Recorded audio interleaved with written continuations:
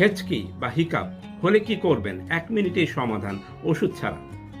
যেমন হঠাৎ করে আপনার হেঁচকি হলো, তখন কি করবেন? আপনি লম্বা করে শ্বাস নেবেন। শ্বাস নিয়ে আপনি আটকে রাখবেন যতক্ষণ পারা যায়, অর্থাৎ 30 সেকেন্ড মিনিমাম। তারপরে আস্তে আস্তে করে শ্বাসটা ছেড়ে দিবেন। এই দম আটকে রাখার সময় আপনার হয়তো একবার হেঁচকি হতেও পারে। তারপরে আস্তে আস্তে করে দমটা ছেড়ে দিবেন, দেখবেন যে আপনার হেঁচকি বন্ধ হয়ে গেছে।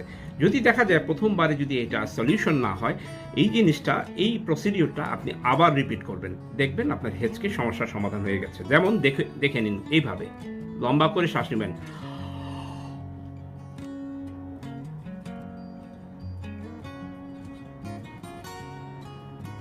এইভাবে 30 সেকেন্ড বা 40 সেকেন্ড যতক্ষণ আপনি পারেন, তারপরে আস্তে আস্তে করে শ্বাসটা ছেড়ে দিবেন।